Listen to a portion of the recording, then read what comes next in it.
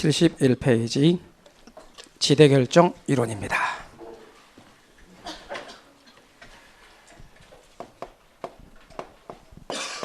지대결정 이론인데요.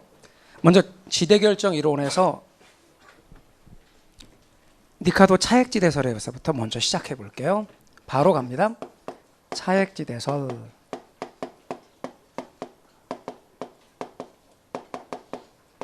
학자는 누구냐면 니카도. 앞으로 외국 학자들 이렇게 우리말로 쓸 때, 표기할 때 기준은 언제나 기출문제를 기준으로 하겠습니다. 기출문제에서 뭐라고 썼느냐 그대로 쓸 거예요. 이거를 책에 따라서는 니카도 이렇게 부르기도 하고 니카르도 이렇게 부르기도 해요. 학자 이름을.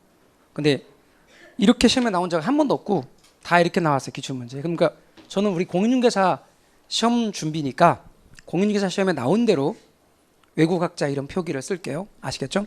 참고로 앞에서 공부한 마셜은 마셜로 나오기도 했고 마샬로 나오기도 했어요.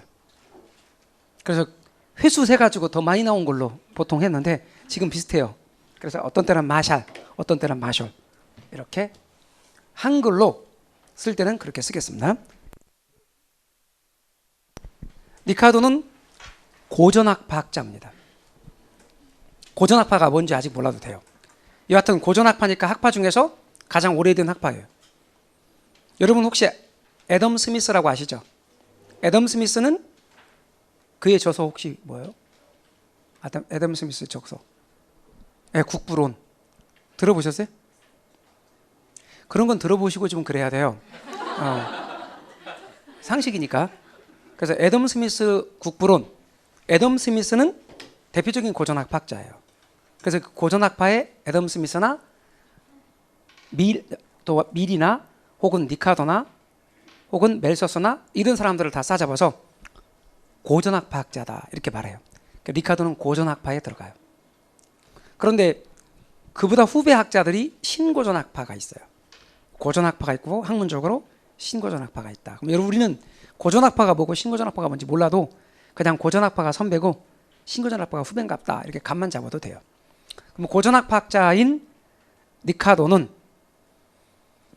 영국의 정규 교육을 받은 사람은 아니에요. 우리식으로 말하면 고등학교를 나와서 아버지가 일하는 증권거래소 같은 곳에 취업을 해서 이제 현장에서 경제를 체득하고 안 사람이에요. 그래서 돈도 많이 벌었어요. 근데 자기가 그 일을 하면서 자신의 경험을 이렇게 메모도 하고 적어놓고 하는 과정 속에서 영국의 정통 교육을 받은 멜서스라고 하는 사람, 인구론을 이야기한 멜서스라는 사람과 각자의 계급들을 대변해서 이제 토론하고 이야기를 해요. 지주계급을 대변한 멜서스와 이렇게 노동자 계급을 대변한 또는 산업자본가 계급을 대변한 니카도와 서로 논쟁, 10년에 걸쳐 논쟁을 해요. 그런 논쟁을 하는 과정 속에서 자신의 생각을 정리하고 이제 그것을 논문으로 만들고 책으로 만들어서 꽤 아까 지명도 있는 학자로 인정받은 사람 중에 하나예요. 니카도는. 그리고 주류 경제학의 가장 기본 틀을 만든 사람 중에 한 사람이에요. 물론 마샬보다는 선배죠. 니카도는 이후에 많은 학자들로부터 학자들한테 영향을 주는 아주 중요한 사람 중에 하나입니다. 아까 말한 멜서스와 니카도는 학문적으로는 원수예요. 서로 입장을 항상 달리하면서 10년에 걸쳐 싸웠어요. 그런데 10년에 걸쳐 논쟁을 하는 과정 속에서 둘이 우정이 싹 터서 한 사람이 먼저 죽을 때 자기 유산의 일부를 상대편에게 물려줄 정도만큼까지 돼요. 그 유산은 학문적 연구를 하는데 써라 이렇게 하면서 유산을 물려줄 정도만큼. 어쨌거나 중요한 그 멜서스나 혹은 니카도나 이런 사람들은 아까 고전학파 학자다라고 하는 것이었는데, 그럼 니카도의 이야기를 다시 돌아와서 이야기를 해보면 니카도는 이렇게 말해요. 토지는 편의상 구분하면 제가 이렇게 구분해 볼게요. 얘는 비옥도가 되게 높은 땅, 얘는 비옥도가 보통인 땅, 얘는 비옥도가 아주 낮은 땅. 그냥 말해보면 얘는 우등지인데 최우등지, 최우등지.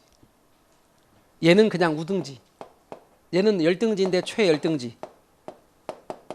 이렇게 말해보자 말이에요. 그러면 땅이 있을 때 여기에 비옥도가 높고 그러니까 생산성이 높을 거다. 얘는 비옥도가 보통이고 생산성도 중간 정도 될 거다. 얘는 비옥도가 떨어지니까 생산성도 떨어질 거다. 그러니까 토지는 비옥도가 다르며 이 토지의 비옥도의 차이가 무엇을 이야기하냐면 생산성의 차이를 이야기하고 이 생산성의 차이는 결국 지대의 차이를 이야기할 것이다. 그러면 결국은 뭐예요? 생산성 차이가 곧 지대 차이라는 거예요. 그러면 여기하고 여기는 지대가 높고 여기는 지대가 낮고 더 낮겠죠. 더 나가서 니카도는 얘는 생산성이 너무 낮아서 지대 발생이 제로래요. 지대가 0이래. 이렇게 얘는 생산성이 너무 낮아 지대는 0. 얘는 지대가 100. 돈으로 치면 100원이라고 합시다. 얘는 지대가 200원. 얘는 지대가 0. 이렇게 생산성이 너무 낮아서 지대 발생이 제로인 이런 땅을 리카도는 이렇게 표현했어요. 한계지라고 표현했어요. 한계지. 한계지에서는 생산성이 너무 낮아서 지대가 뭐가 된다? 제로가 된다. 이렇게 봤어요.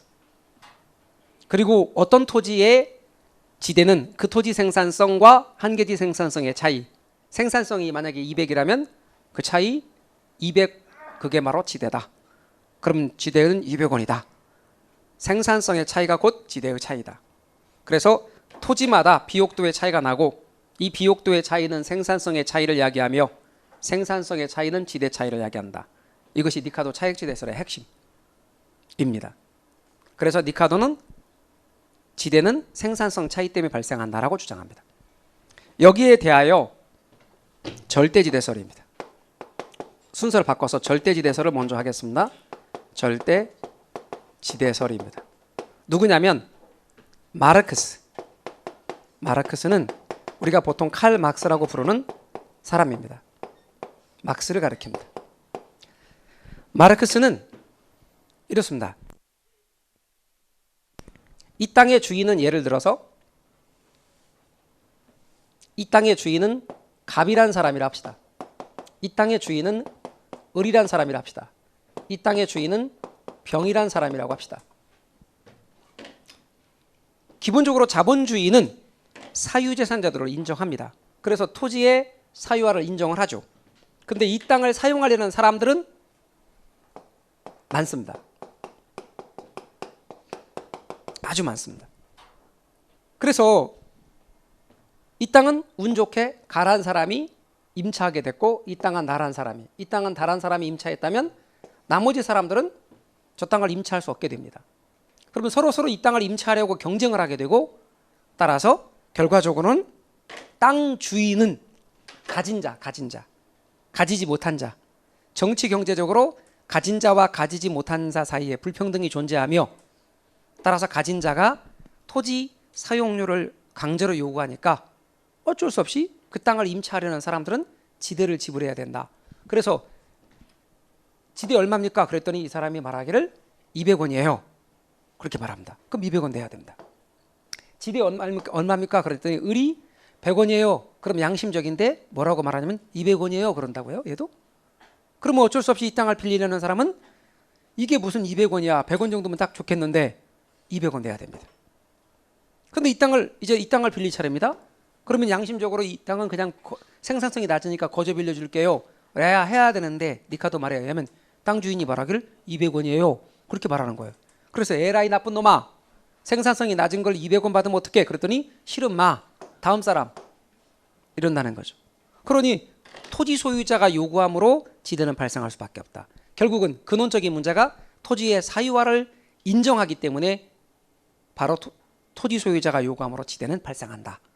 그래서 막스의 경우는 자본주의의 문제점인 사유재산제도에 근원적인 문제가 있다라고 봤던 거예요. 그래서 지대는 왜 발생하느냐? 토지 소유자의 요구로 발생하는 것이다. 그래서 생산성이 아주 낮은 한계지에서조차도 토지 소유자 요구로 지대가 발생한다 라고 막스는 말합니다. 니카도는 생산성이 낮은 땅에서는 지대가 발생하지 않는다.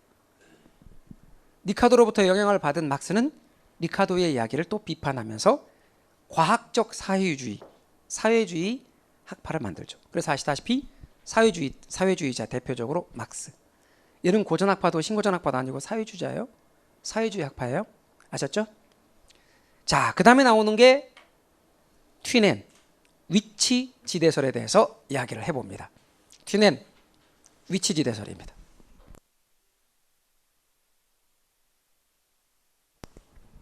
위치 지대설.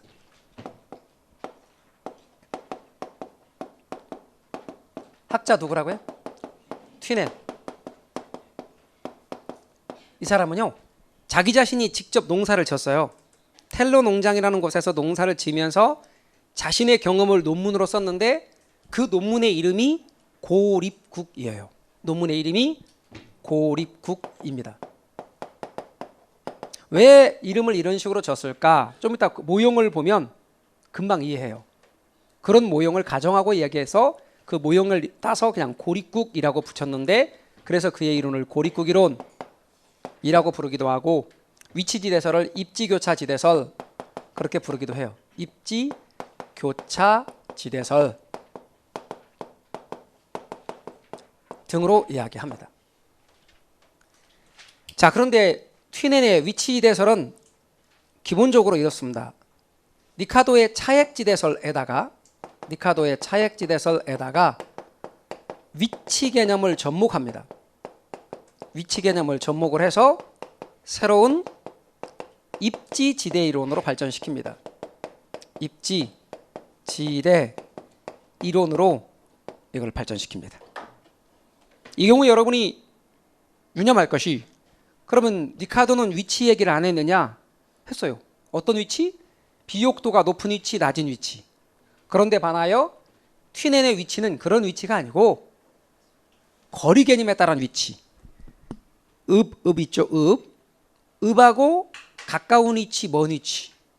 가까운 위치는 수송비가 적게 들고 먼 위치는 수송비가 많이 들고, 그래서 거리 개념에 따른 위치를 이야기함으로써 최초로 수송비 개념을 도입한 사람이 누구다? 튀넨입니다. 그래서 여러분 입지론에서 가장 중요한 키워드 수송비입니다. 수송비라는 용어를 기억하셔야 됩니다. 그리고 여기에 잠깐 봐주실래요? 제가 이렇게요. 여기를 딱 가리면 무슨 이론이에요? 지대 이론이죠. 막스나 니카도나 튀넨이나 모두 지대 이론이란 말을 다 씁니다. 그런데 제가 이걸 이렇게 가리면 입지론이죠. 입지이론이란 말은 니카도나 막스의 이론은 입지론이라고 한 거래요. 서양의 입지론은 튀넨에서부터 시작돼요. 튀넨의 입지이론, 여기서부터 입지론이 시작되는데, 튀넨의 이와 같은 입지이론을 뭐라고 말하냐면 당연히 농업에 설명했으니까 농업입지론 그런 거예요. 튀넨에서부터 서양의 입지이론이 시작되는 겁니다. 그럼 이제 튀넨이 가정한 세계로 들어갈게요. 튀넨은 이런 세계를 가정해서 이야기를 설명합니다. 여기에 읍이 하나 있어요. 이렇게 읍이 하나 있고, 이 읍을 둘러싼 사방이 다 농지예요. 농지인데 농지 1번, 2번, 3번, 4번, 5번, 6번 이렇게 농지예요. 근데 이 농지가 기본 전제가 여기가 읍이에요. 그럼 여기서 농사를 지어요. 그래서 이리 가져와서 여기서 사고 팔고 해요. 사는 사람들도 여기서 사고 농사를 지어서 가져와서 여기서 팔아요. 그러면 읍이 하나고 사방이 농지로 둘러싸였죠. 그런 의미에서 고립이에요. 딱 이런 모형을 가정했기 때문에 좋은 뜻도 나쁜 뜻도 아니고 그냥 읍 하나 있다. 그리고 사방이 다 농지라고 가정하자. 그런 의미에서 그의 논문을 고립국이라고 표현한 거예요. 각 방향으로 수송비는 모두 똑같다고 가정하고 이 당시의 운송수단은 우마차라고 가정하는 거예요. 그러면 일본에서 농사지어서 읍까지 가지고 가는 거죠. 이렇게. 그랬더니 수송비가 가까우니까 50원 된대. 그럼 닝 하나당 50원씩 수송비가 늘어난다고 가정하자는 거예요. 그러면 2번은 좀 더 모니까 수송비가 좀 더 많이 들겠지. 그럼 6번은 훨씬 더 많이 들겠지. 그런데 리카도에 의하면 1번하고 6번하고 비옥도가 같다면 비옥도가 똑같기 때문에 지대가 같다는 것이 리카도 말이에요. 리카도의 의견에 의하면. 그러나 우리 현실은 둘이 비옥도가 같더라도 1번하고 6번이 지대가 같을 수 없죠. 당연히 1번은 지대가 높고 6번은 지대가 낮단 말이에요. 그것을 최초로 수송비 개념을 도입해서 설명한 사람이 누구라고요? 튜넨이라 그 말이에요. 그래서 위치에 따라 지대가 다르다. 그게 위치지대설이에요. 그리고 위치지대설은 나중에 토지의 특성, 무슨 성하고 관련이 있을까? 위치지대는 부동성하고 관련이 있지. 얘가 이렇게 바뀔 일은 없으니까. 그래서 부동성과 밀접히 관련이 있는 게 위치지대 개념인 거예요. 그러면 튜넨의 얘기를 계속 들어보기로 해요. 자, 설명을 들으셔야 돼요. 이런 동그라미 계속 그리고 계속 동그라미 그려봤자 소용없어요. 동그라미 하면 계속 그리는 거야. 이렇게 그리지 말고 잘 봐봐요. 제 말을 잘 들으셔야 돼요. 1번 링이라고 가정합시다. 편의상 이 당시에 생산물이 곡물인데 밀이라고 가정합시다. 밀 생산. 밀을 그냥 편의상 얼마만큼이 한 단위인지는 중요하지 않습니다. 그냥 한 단위 생산한다고 가정합시다. 얼마만큼의 밀을 생산한다. 그 밀 생산하는데 생산해서 그만큼을 팔았는데 편의상 1,000원이라고 합시다. 모두 비옥도는 같습니다. 생산비는 그만큼의 밀을 생산하는데 200원의 비용이 든다고 가정합시다. 비용 200원 들여서 밀 재배해서 수확해서 팔았더니 1,000원이라는 거야. 그런데 일본에서 읍까지 끌고 가는데 우마차에 실어서 끌고 가는데 수송비가 50원이래. 그럼 빼기 50원. 그럼 요거는 밀 한 단위를 그냥 임의로 지정하세요. 100제곱미터 논에 또는 밭에 재배했던 밀밭에 100제곱미터 땅에 재배한 게 1,000원어치라고 가정합시다. 그냥. 그리고 거기에 생산비 200원 그리고 수송비가 50원. 그러면 이윤 얼마게? 750원. 750원. 그러면 이 사람은 750원 번 거야. 밀로. 그러면 이 땅 주인한테 지대를 지불할 때 토지 사용료를 낼 능력이 얼마까지 낼 능력이 생기는 거예요? 750원까지 낼 능력이 있어요. 그럼 이제 2번 링을 볼게요. 2번 링. 생산물의 가격은 1,000원. 똑같은 거니까. 비옥도가 똑같으니까 생산비 200원. 수송비는 얼마게? 100원입니다. 100원. 그런데 이걸 질문하는 분이 계세요. 매년 100원은 어떻게 나왔나요? 이렇게. 그래서 제가 하기를 50원 곱하기 2로 나왔어요. 50원 곱하기. 링 하나당 50원씩이니까 두 칸이므로 2. 그래서 이건 단위당 수송비 곱하기 거리다. 링 하나당 1kg씩이라고 가정하면 2kg다. 그래서 이렇게 해서 금액 얼마게요? 700원이 되는 거예요. 그러면 2번 링에서 생산물을 재배한 사람은 최대 지대를 지불할 능력이 얼마까지 있게요? 700원까지 있는 거예요. 3번 링을 봐요. 3번 링. 생산물의 가격은 1,000원이에요. 생산비는 200원입니다. 똑같기 때문에. 그리고 3번 링이니까 수송비 얼마? 150원입니다. 그러면 또 여기서 설명했건만 150원은 어떻게 나왔나요? 이렇게 물어보는 분이 계셔요. 그러면 이거는 50원 곱하기 3으로 나왔다는 겁니다. 단위당 수송비 50원 곱하기 3kg로 이렇게 나온 겁니다. 그러면 얼마게요? 650원입니다. 이렇게 나온 겁니다. 보통 3번까지 설명하게 되면 내용을 다 이해합니다. 여기까지 설명했는데도 불구하고 이해를 하지 못하면 운명으로 받아들이셔야 됩니다. 그러면 생산물의 가격입니다. 1,000원은 생산물의 가격입니다. 1,000원은 생산물의 가격 빼기 200원을 뭐라고 하냐면 생산비입니다. 그리고 50원, 100원, 150원은 뭐냐? 수송비입니다. 이렇게 빼내면 나오는 금액 얘네들이 실은 이 사람이 지대를 지불할 능력이지만 경쟁이 심해서 너나 없이 서로 1번을 차지하려고 하면 당연히 지대가 높아지게 되는데 최고 얼마까지 높아질 수 있다? 750원까지 높아질 수 있습니다. 2번 링은 700원까지. 결국은 이윤이 곧 지대가 되는 겁니다. 그러니 이쪽에다 제가 지대라고 쓰겠습니다. 그러면 튜넨에 의하면 지대라고 하는 것은 결국 생산물의 가격에서 생산비를 빼고 수송비를 뺀 값, 그 땅에 벌어들인 이윤이 곧 지대로 형성되어집니다. 번 돈을 지대로 내야 할 수밖에 없고 경쟁이 심하면 자기 번 돈을 다 낼 수밖에 없는 상황까지 오게 됩니다. 여하튼 중요한 건 지대는 생산물의 가격에서 생산비를 빼고 수송비를 뺀 값입니다. 그런데 보시기를 생산물의 가격이 일정하고 생산비도 일정하다고 치면 지대라고 하는 것은 수송비가 증감에 따라 지대가 줄어드는 거 확인할 수 있죠. 그러니까 생산물 가격과 생산비가 일정하다면 지대는 수송비에 반비례합니다. 그러니 반비례함으로 방향이 반대일 땐 부호를 마이너스로 쓴다고 그랬죠. 그래서 여기다 마이너스가 그 뜻입니다. 그러면 지대는 생산물 가격과 생산비가 일정하다면 수송비에 반비례한다. 즉 읍에서 멀리 떨어지면 수송비가 많이 들어서 지대가 낮고 읍하고 가까우면 수송비가 높다. 가까우면 높고 멀면 낮기 때문에 입지교차입니다. 그래서 여러분 위치지대설, 튀넨 용어 잘 기억하시고요. 저 이야기를 도심으로 끌고 와서 도심에 적용하여 설명한 사람이 누구냐면 아론소라는 사람입니다. 하나 넘겨보시면 입찰지대설이 보입니까? 있습니까? 입찰지대설. 요거는 농업입지고 농촌토지에 대해 설명입니다. 그런데 이 이야기를 도시에다 적용해요. 그러면 여기가 읍이 아니고 도심이 되는 거예요.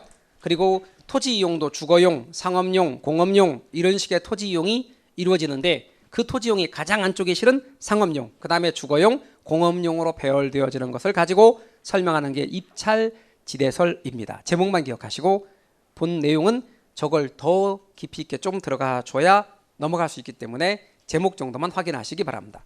이것도 약간만 더 하면 이제 거의 시험 문제 수준까지 다 한 겁니다. 따라서 위치지대설 용어 알아두시면 되겠습니다.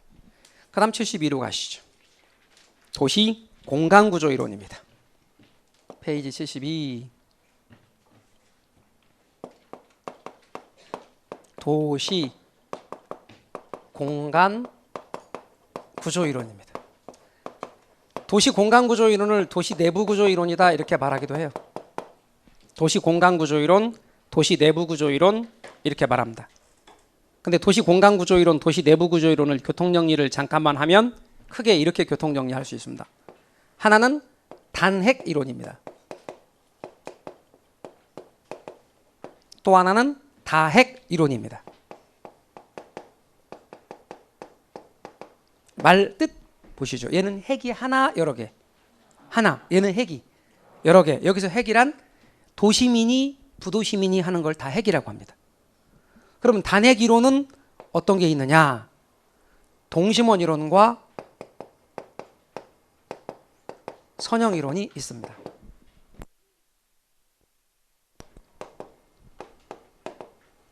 동심원 이론과 선형 이론이 있고 다핵 이론은 어떤 게 있느냐? 다핵심 이론이 있습니다. 이렇게 명칭을 먼저 알아두십시오. 다핵심. 핵심이 여러 개라는 뜻이에요. 말 그대로. 나머지는 다 단핵 이론이야. 그러면 단핵 이론에서는 우리 도심이라는 말과 부도심이란 말을 쓰는데 도심과 부도심이란 말을 쓰는데 도심과 부도심이 다 나올 수 있게요? 없게요?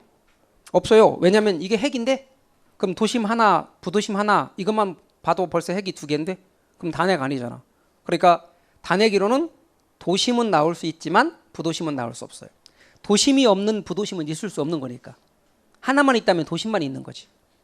이것이 단핵 이론의 특징입니다.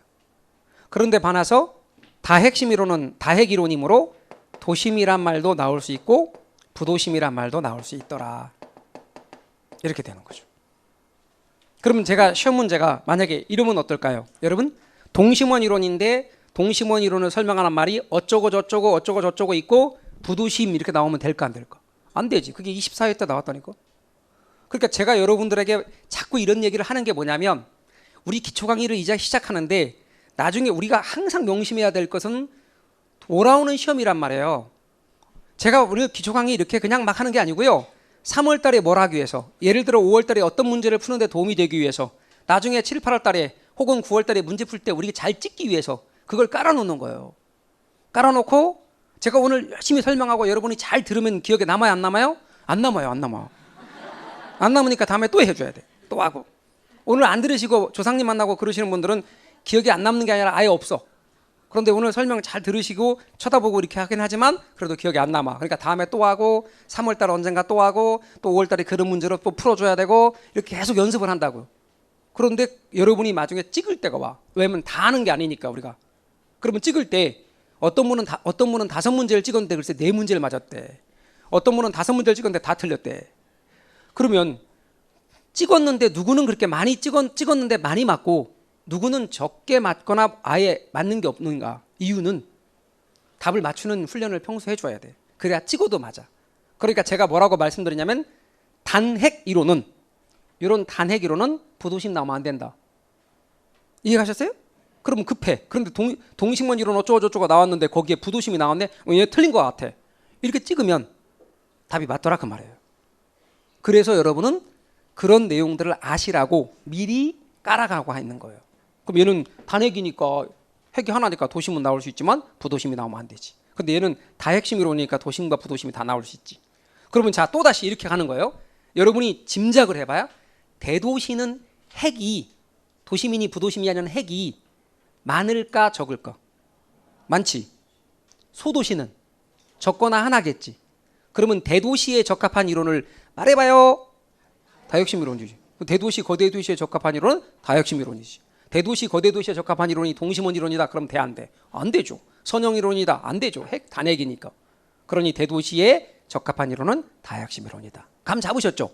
이렇게 찍는 거예요. 이런 내용들을 많이 알면 찍는데 무지 많이 도움이 된다. 그리고 누차 말씀드리지만 찍어서 맞추는 것도 실력이다. 어떤 분은 이렇게 말해요. 이게 잘 모르고요. 찍었는데 맞았어요.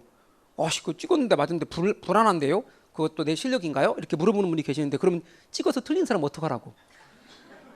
찍어서 맞은 것 실력입니다. 자꾸 연습하시면 찍었는데 많이 맞아요. 그래서 내 본 실력은 60점밖에 안 되지만 찍어서 70점 나올 수 있다니까. 내 본 실력은 55점밖에 안 되는데 찍어서 65점 나올 수 있어요. 그 잘 찍는 훈련을 지금부터 연습 많이 하셔야 돼요. 그래서 딱 정리를 해 놓으시고 자 그러면 이제 동심원 이론부터 가자고요. 동심원 이론입니다. 동심원 이론으로 갈게요. 학자는 버제스. 동심원 이론입니다. 우리 교재 72쪽 계속 이어갑니다. 여러분 동심원 이론은요 가장 오래된 도시 내부 구조 이론입니다. 가장 오래된 도시 내부 구조 이론, 도시 공간 구조 이론이다. 그리고 버제스는 누구로부터 영향을 받았느냐? 튀넨으로부터 영향을 받았습니다. 누구로부터요? 튀넨으로부터 영향을 받았습니다. 그러면 이 이야기를 그냥 유추하건대 둘 중에 누가 선배란 얘기? 튀넨이 선배란 얘기예요. 좀 이따 보면 알겠지만 버제스도 저렇게 토지용 에링을 그린다고요. 저거 보고 따왔다는 뜻이야. 그러니까 두 분이 만났는지 안 만났는지는 모르겠지만 두 분에 떨어졌어도 학문적 교류를 할 수 있는 거니까. 학문적 교류는 있었겠어요? 없었겠어요? 네, 없었어요. 왜냐하면 튀넨이 버제스보다 103년 선배야. 그런데 공인중개사 시험에 뭐라고 나왔다? 튀넨이 버제스의 이론을 따왔다. 이런 식으로 나왔다. 그러면 후배도 너무나 큰 후배죠? 네, 그래서 둘이 103년 차이 난다고요. 그러니까 튀넨 세상 떠나고 이후에 태어난 사람이라고. 어떻게 학문적 교류가 있겠어요? 뿐만 아니라 이 이론을 거꾸로 따갈 리가 없겠지. 그래서 튀넨의 이론을 버제스가 따서 설명했다. 그런데 버제스는 미국 시카고 대학의 교수였던 사람이에요. 시카고 대학은 사회과학의 명문으로 알려져 있습니다. 그리고 연구를 할 때 미국의 시카고시를 중심으로 연구해요. 어디를 중심으로? 시카고시를 중심으로 연구.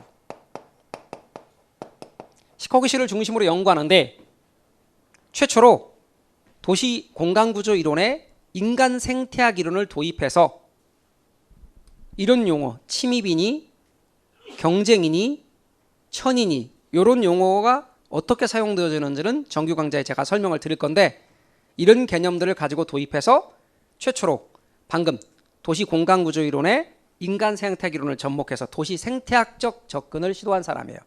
그래서 앞으로 도시 생태학적 접근이니 가장 오래된 도시 내부구조 이론이니 하는 것은 무조건 동심원 이론. 그 다음 또 하나 미국의 시카고시를 중심으로 연구했어요. 그 말은 우리 이런 말을 해요. 간혹가다 말할 때 이런 얘기합니다. 내가 보기에 이래요. 그게 일반화될 수 없는 이유 중에 하나가 그런 걸 일반화의 오류라고 그래요. 나는 그렇게 보지만 남들은 그렇게 보지 않을 수 있거든요. 또는 나의 어떤 사례가 보편적인 사례가 아닐 수 있거든요. 마치 나의 사례가 전부 다인 것처럼 말하는 보편적인 사례인 것처럼 말할 때 우리는 일반화의 오류라고 그래요.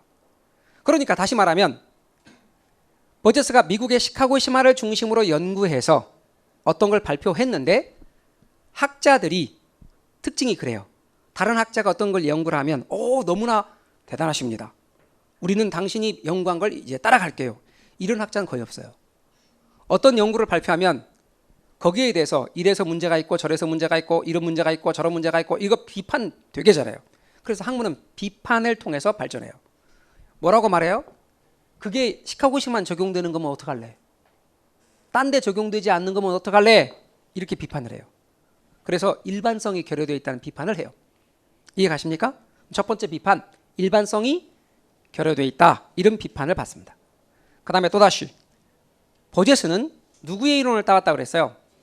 튀넨의 이론을 따왔다고 그랬어요. 이렇게 1번, 2번, 3번, 4번, 5번 5개의 토지용의 링을 갖고 설명해요. 5개의 토지용의 링의 순서를 여러분 기억하셔야 돼요. 여기서부터 이렇게 5개의 순서를 기억하셔야 돼요. 그 5개의 순서는 안에서부터 바깥으로 중천근, 중통이에요.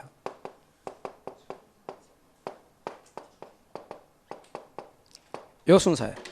제일 첫 번째가 중심 업무지구예요. 중심 업무지구예요. 이 중심 업무지구가 제가 아까 계속 강조했던 도심을 말하는 거예요. 그럼 앞으로 도심은 중심 업무지구다. 얘가 도심이다. 중심 업무지구. 천이지대라고도 하고 전이지대라고 하고 점이지대라고도 하는 것, 요건 변화 과도 지역이에요. 근로자 주택지대는 소득이 낮은 계층의 사람들이 사는 저소득 지역이에요. 중산층 주택지대라는 것이 있는데 이거는 고소득층들이 사는 주거지역이에요. 통근자 지대라는 것이 있는데 나름 그래도 잘 사는 계층들이 사는 주거지역이에요. 그러니 주거지역은 얘네 셋이 다 주거지역이에요.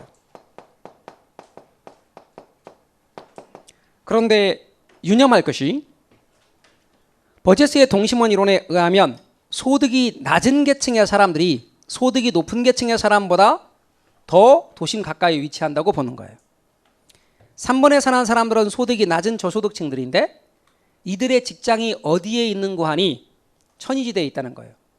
천이지대는 둘로 나눠지는데 1번에 가까운 안쪽과 내측, 3번에 가까운 외측, 바깥쪽으로 나누어집니다. 안쪽은 경공업지구고 바깥쪽은 슬럼이에요. 슬럼지구. 그래서 슬럼지구에 사는 사람들이 나름 소득이 좀 높아지면 3번으로 이동해요. 그러면 3번에 사는 사람들은 여기에 직장이 있으니까 도심으로 접근성이 양호하고 고용 기회가 많은 곳에 있지 않나. 그러면서 또한 변명이 이렇게 고소득층과 슬럼지구를 걸러주는 역할을 한다. 거기에 대하여 비판하기를 현실적이지 않다. 오히려 현실에서는 소득이 높은 계층들이 도심과 접근성도 양호하면서 쾌적한 곳에 입지한다. 그러니 방금 말한 동심원 이론의 저소득층이 고소득층보다 더 도심 가까이에 위치한다는 것을 비판합니다. 다시 동심원 이론은 고소득층이 도심 가까이, 저소득층이 도심 가까이, 저소득층이 도심 가까이에 입지한다. 이렇게 말합니다. 그것에 대한 비판이 있다는 것이고, 또 하나 비판은 동그라미가 똑같으니까 동심원인데 이렇게 동그라미를 똑같이 했을 때 아까 뭐라고 그랬냐면 각 방향으로 뭐가 똑같다고 가정했죠. 제가 수송비가 같다. 그런데 우리 현실은 각 방향으로 수송비가 같아요, 달라요? 달라요. 도로가 놓이면 당연히 접근하기가 편하죠. 그러니까 현실적이지 않다. 현실적으로는 동심원형으로 발전을 하지 않는다. 그럼 비판, 첫 번째 일반성 결여되어 있다. 두 번째, 현실에서는 고소득층하고 저소득층 중에 저소득층이 도심 가까이에 위치한다는 것은 비현실적이다. 세 번째는 각 방향으로 수송비가 모두 같다는 것도 비현실적이다. 이런 비판을 받습니다. 그러나 최초 가장 오래된 도시 공간구조 이론이라는 점, 도시 생태학적 접근을 시도했다는 점 등에서는 아주 높은 평가를 받습니다. 여기에 대하여 이제 어떤 이론이 등장하냐면 선형 이론이 등장합니다. 무슨 이론이요? 선형 이론이 등장합니다. 선형 이론은 학자가 누구냐면 호이트라는 학자입니다. 그런데 동심원 이론과 선형 이론은 동심원 이론을 비판하고 등장한 건 아니고 동심원 이론을 수정하고 보완한 겁니다. 얘를 수정하고 보완한 것이다. 참고로 선형 이론은 미국의 142개 도시입니다. 제가 아까 얘는 어디라고 그랬죠? 시카고시 한 개를 갖고 연구했으니까 일반성 결여되어 있다. 이걸 의식하여 미국의 142개 도시를 연구함으로써 일반성을 확보합니다. 그러면서 또한 동시에 이럽니다. 도로 및 교통 조건의 발달이 동심원형을 변형시킬 수 있다는 점을 얘는 고려하지 않았죠? 얘는 그걸 고려합니다. 다시 말하면 교통수단의 발달로 인해 동심원형이 변형될 수 있다.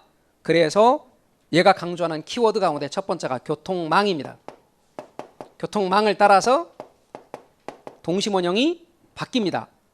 원을 변형한 모양. 원을 변형한 모양. 어떤 모양인데요? 원을 변형한 모양이 어떤 모양이냐면 우리 책 오른쪽 페이지에 보시면 오른쪽 페이지에 선형이론에 보시면 우리 교재 73페이지 선형이론에 보시면 가운데 1번 동그라미가 중심 업무 지구죠. 그 1번을 중심으로 왼쪽에 보면 3번이 마치 활짝 펴져 있는 부채 모양이죠. 그래서 이 원을 변형한 모양이 어떤 모양이냐면 부채꼴 모양입니다. 자, 그런데 잠깐만 절 좀 보세요. 부채꼴 모양 이렇게 할 때 부채를 한자로 선이라고 그래요. 부채선자. 그래서 선형은 뭐다? 부채 모양이란 뜻이에요. 그래서 이거를 한자로 뭐라고 한다? 선형이라 한다. 그래서 선형이론이 이 선자가 부채를 의미해요. 그런데 잠깐만 또 보세요. 우리 국어 쓰는 방식이 여러분 역전압이 맞아요? 역전이 맞아요? 역전이든 아니면 역압이든 그렇게 해야지. 역전압 그렇게 보통 안 하는데 어법이 틀린 건데 우리 많이 쓰죠. 역전압이라고. 우리 역전압해서 만나. 이렇게. 그러듯이 부채 모양 하든지 부채꼴 하든지 꼴이 모양이거든. 그래야 되는데 공인중개사 기출문제의 부채꼴 모양 이렇게 났습니다. 제가 아까 말씀드렸다시피 저는 누차 말씀드리기를 우리의 국어 사용, 언어 사용에 있어서 잘못 사용하는 것들이 참 많습니다. 특히 국적불명의 용어들이라든가 아니면 우리 법에조차도 일본말을 사용한다든가 이런 것은 좀 반성해야 되고요. 실은 언어 일반적인 사용 속에 우리의 생각들이 투영되어 있다는 게 더 문제점입니다. 편향된 언어, 가진 자 위주의 언어, 또 우리의 전통적으로 남성 위주의 언어 이런 것들이 문제점이 많죠. 그래서 고쳐나가야 됩니다. 사실은 반성하고 고쳐나가야 될 부분이 많죠. 자, 그러나 제가 강의를 하는 입장에서 우리 공인중개사 시험 강의다 보니 공인중개사 시험에 나오는 말 위주로 어쩔 수 없이 설명하는 걸 이해하십시오. 우리는 임대차 할 때 임대인, 임차인 할 때 임대료라고 쓴다 그랬죠. 우리는 누구 위주의 언어예요? 예, 임대인 위주의 언어예요. 그러면 임차인 위주의 언어라면 임차료라고 해야겠죠. 근데 임차료란 말은 거의 안 쓰고 다 임대료란 말을 쓴단 말이에요. 근데 일본은 좀 그런 의미에서 가치 중립적인 임료라고 쓴다고 그랬죠. 이런 점에서는 언어에 우리가 좀 더 반성도 할 필요는 있긴 해요. 자, 근데 다시 돌아와서 이게 분명히 어법상 잘못됐지만 시험에 이렇게 나왔으니까 제가 똑같이 부채꼴 모양 쓴 거고 기본서도 똑같이 부채꼴 모양. 우리는 기출문제는 거의 가장 중요한 표준인 것처럼 할 수밖에 없다라는 것이죠. 왜요? 미래를 예측하는데 걔가 방향타 역할을 하다 보니까 그런 식으로 자꾸 이야기를 하겠습니다. 말뜻 이해가 되셨죠? 혹시 강의실에 국어 선생님들 계시면 이해해 주십시오. 강의실에 국어 선생님들 계시고 수학 선생님들 계시고 심지어 과학 선생님들 계시고 그런 분이 많아가지고 간혹가다 말씀도 하시고 그럽니다. 다시 절 좀 보세요. 제가 그랬죠. 학자들이 A라는 학자가 어떤 이야기를 주장하면 B 학자가 맞는 것 같아요, 최고예요 이렇게 따라주는 건 거의 없어요. 그러면 언제나 그렇게 주장하면 내가 볼 때는 아닌 것 같다. 이게 학자들의 특기거든요. 그러니까 선형이론 이렇게 말하니까 이게 무슨 부채냐라고 말하면서 내가 볼 때 5번은 전혀 부채 아닌데 내가 볼 때 이건 마치 쐐기를 박아놓은 것 같다. 5번 아시죠? 5번 오른쪽에 마치 쐐기를 박아놓은 모양 같다. 여러분 쐐기 박는다는 말 아시죠? 나무못이나 쇠못 같은 것을 박아놓는 걸 쐐기를 박는다 그러잖아요. 그래서 쐐기를 박아놓은 것 같다 이렇게 주장하는 사람도 있습니다. 그래서 뭐라고도 말한다? 쐐기형 지대 모형이라고도 합니다. 뭐라고도 말한다고요? 쐐기형 지대 모형 이렇게 말하기도 합니다. 그런데 제가 말씀드리기를 시험에 안 나온 건 저를 안 해. 시험에 나왔으니까 이렇게 언급을 하는 겁니다. 말씀드린 것처럼 선형이론은 단핵이론입니다. 그런데 아까 좀 전에 뭐라고 그랬어요? 동심원이론은 저소득층이 도심 가까이 위치한다 그랬죠. 여기에 대해 선형이론은 이렇습니다. 소득이 높은 고소득층일수록 도심으로 접근성이 양호한 곳에 위치한다고 주장합니다. 고속화도로라든가 이런 도로 따라서 도심으로 접근성이 양호한 곳에 고소득층이 위치한다. 얘는 도심으로 접근성이 양호한 곳에 저소득층이 위치한다. 그리고 고용기가 많은 그러한 곳에 저소득층이 위치하는 데 많아요. 얘는 주요 교통 노선을 축으로 하여 교통 노선을 따라 소득이 높은 계층들이 주로 거주한다. 좀 더 현실적으로 바뀌었죠? 예. 그래서 선형이론 의미를 알아두십시오. 선형이론입니다. 자, 그 다음에 이제는 다핵심 이론으로 들어갈 거예요. 다핵심 이론으로 건너가시죠. 우리 교재 74로 건너가십시오.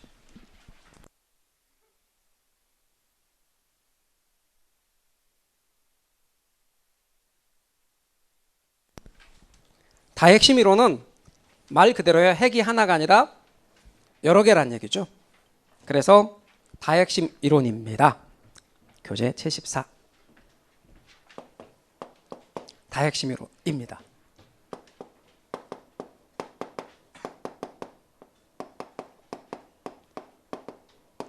다핵심 이론은 제가 단핵 이론이라고 그랬어요. 다핵 이론이라고 그랬어요. 다핵 이론입니다. 학자는 누구냐면 일단 학자를 먼저 제가 여기다 쓰고 연결하면 학자는 해리스와 울만입니다. 해리스와 울만. 이렇게 쓰기 시작하면 어떤 질문을 하냐면 학자들이 계속 등장하던데 학자들 다 외워야 되나요? 이렇게 물어보는 분들이 계시는데 지금까지 학자를 비틀어서 문제를 낸 적은 없어요. 그러니까 일단 학자 외우는 것에 대한 부담감을 너무 갖지는 마십시오. 다만 외우는 것도 나중에는 좀 강조해서 얘기하는데 어떤 식으로 외우면 되냐면 얘는 다핵심 이론이죠. 학자도 2명 이렇게 나오면 다핵심 이론이야. 얘는 버제스는 무조건 외우셔야 돼. 중요하니까. 그리고 선형 이론이잖아. 선형 이론. 선형 이론. 선형 이론. 호이트예요. 아셨죠? 그러니까 나중에 보면 이렇게 연결할 줄 알면 되지. 저거 막 다 외워서 줄줄 말하지 않아도 됩니다. 해리스 올만. 제가 뭐라고 말했냐면 다핵 이론이라고 말씀드렸습니다. 그래서 얘는 다핵 이론이다. 그러다 보니 대도시에 적합하다, 소도시에 적합하다. 대도시에 적합한 이론이다. 얘는 핵이 여러 개라는 말로 시험에 이런 식으로 표현이 됩니다. 잘 보세요. 핵이 여러 개라는 뜻으로 이런 식으로 나옵니다. 복수의 핵. 여러 가지 핵이 여러 개라는 얘기죠. 그래서 복수의 핵심 이렇게 나온다 합시다. 복수의 핵심. 그럼 복수와 대응되는 게 뭐예요? 원수예요? 어떤 분이 복수 그렇게 하니까 복수가 뭐냐 그러더라고. 원수 갚는 거 아니고 복수와 대응되는 건 단수죠. 그러니까 얘는 핵이 여러 개란 뜻. 또는 이렇게 표현하기도 합니다. 복수의 핵심이라는 표현도 쓰고 분산된 핵. 분산된 핵. 내지는 여러 개의 이산되는 핵. 이런 표현들은 나오면 핵이 여러 가지란 뜻. 결국은 중심지가 하나가 아니라 중심지가 하나의 중심지가 아니라 여기서 중심지가 핵인데 하나의 중심지가 아니라 여러 개의 중심지.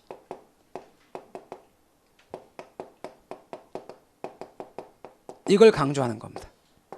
그래서 여러분 앞으로 중심지는 뒤에서 또 용어 설명하겠지만 이걸 핵으로 본다면 핵이 하나가 아니라 여러 개의 핵으로 돼 있다. 여러 개의 중심지로 돼 있다. 이것이 다핵심 이론에서 이야기하고자 하는 바입니다. 도심도 나오고 부도심도 나온다. 우리 교재에 보면 74번의 그림입니다. 14페이지의 그림입니다. 1번이 중심 업무지구 도심입니다. 2번 옆에 도매 및 경공업지구는 천의지대가 변형된 겁니다. 그리고 2번 옆에 3번 소득이 낮은 계층들이 살죠. 그리고 5번이 고급주거로서 3번하고 떨어져 있죠. 4번이 중급주택으로서 4번과 5번을 걸러주는 역할을 하죠. 그러면 5번에 소득이 높은 계층의 사람들이 1번까지 물건 사러 가고 행정업무 보러 가기에 너무 멀죠. 그러니까 1번의 기능을 나눠 지니는 것이 7번이죠. 얘를 외부 업무지구라 해서 부도심이라고 합니다. 중심 업무지구는 도심, 외부 업무지구는 부도심. 그래서 핵이 2개 있는 그림을 지금 나타내고 있습니다. 이 그림은 하나도 중요하지는 않습니다. 다만 제가 말하고 싶은 것은 다핵심 이론에서는 도심과 부도심, 도심이라고 하는 것은 중심 업무지구, 부도심이라고 하는 것은 외부 업무지구라고 해서 앞으로 등장할 텐데 도심과 부도심이 다 등장하는 건 다핵심 이론이다. 이렇게 알고 계시면 되겠습니다. 말뜻 이해가 되셨죠? 그리고 다핵심 이론까지만 여러분이 정리를 하시면 되고 다차원 이론이라는 것도 있긴 합니다. 신경 쓰지 않으셔도 됩니다. 정리해보면 이렇습니다. 도시 공간구조 이론이라고도 하고 도시 내부구조 이론이라고도 하는데 얘는 핵이 하나인 단핵 이론과 핵이 여러 개인 다핵 이론이 있다. 단핵 이론은 동심원 이론과 선형 이론이 거기에 속하며 도심이란 말은 쓸 수 있으나 부도심이란 말은 쓰면 안 된다. 다핵 이론은 다핵심 이론으로서 도심과 부도심이 모두 나올 수 있으며 참고로 도심이 우리 공부한 바에 의하면 중심 업무지구에 해당되고 부도심은 외부 업무지구에 해당된다. 그런데 얘네들은 그림을 아무리 봐도 외부 업무지구라는 게 없어요. 외부 업무지구가 나오는 건 얘밖에 없어. 동심원 이론은 가장 오래된 도시 내부구조 이론, 도시 공간구조 이론으로서 튀네네 이론으로부터 버제스가 따온 것이며 미국 시카고시를 중심으로 연구한 것이다. 일반성이 결여되어 있다는 비판을 받기는 하지만 가장 오래된 도시 내부구조 이론이며 인간 생태학 이론을 도입하여 도시 생태학적 접근을 시도한 이론이다. 안쪽에서 바깥쪽으로 나감에 따라 중천근 중통 순서이며 주거지역의 경우에 놓고 볼 때 저소득층이 고소득층보다 도심 가까이에 위치한다. 그리고 고용기회가 많은 곳에 저소득층이 위치한다고 봅니다. 반면에 도로 및 교통조건의 발달에 따라서 동심원형이 변형될 수 있다. 교통망을 따라 동심원형이 변형될 수 있는데 그 모양이 마치 부채꼴 모양, 선형 또는 쇠기형 지대 모형이라 하며 선형 이론의 경우도 역시 단핵 이론이긴 한데 여기에서는 고소득층들이 도심으로 접근성이 양호한 곳에 위치한다고 주장을 합니다. 참고로 그림도 잠깐만 봐주시면 73쪽의 그림을 보시면 1번이 중심 업무지구입니다. 도심이죠. 2번은 천의지대가 변형된 도매 및 경공업지구이고 그것을 감싸고 있는 3번은 소득이 낮은 계층이며 73페이지 3번과 5번이 붙어 있지 않는데 걸러주는 역할을 4번 중급주택이 하며 5번 소득이 높은 고급주택들은 5번에 위치합니다. 어떤 분은 5번하고 3번이 붙어 있지 않다니까 안쪽에 붙어 있는데요 이렇게 하는 분이 있더라고요. 어쩌면 이 5번의 경우는 3번을 고속화도로를 통해서 지나칠지도 몰라요. 도심으로 접근성이 양호한 곳에 5번이 위치한다. 그러니까 소득이 높은 계층과 낮은 계층이 붙어 있지 않고 떨어져 있다는 걸 계속 강조하는 것입니다. 그래서 선형 이론입니다. 단핵 이론이고요. 동심원 이론과 선형 이론을 비판하고 등장한 게 아닙니다. 다핵심 이론도 수정하고 보완하고 이렇게 해서 계승한 거예요. 수정, 보완, 변형한 이론이 다핵심 이론인 것입니다. 각 이론들은 비판의 측면하고 배타적으로 나온 게 아닙니다. 계승 발전하고 수정 보완한 이론들입니다. 그래서 다핵심 이론은 해리스와 울만 핵이 여러 개인 다핵 이론이며 대도시에 적합한 이론이다. 그래서 핵이 여러 개라는 걸 강조하는 단어들이 등장한다. 구체적으로 중심지가 하나가 아니고 여러 개의 중심지라는 것을 언급한다는 것, 대도시에 적합한 이론이 다핵심 이론이다. 이렇게 감을 잡으시면 되겠습니다. 자, 거기까지가 도시 공간 구조 이론입니다. 시험에는 이렇게 3개를 위주로 출제가 됐고요. 다른 이론들을 사실 시몬스의 다차원 이론 같은 경우는 출제가 되고 있지는 않습니다. 75쪽에 가면 그렇다면 이제 입지 이론으로 들어가서 끝까지 우리 쉬었다가 마무리하겠습니다. 쉬었다 쉬죠.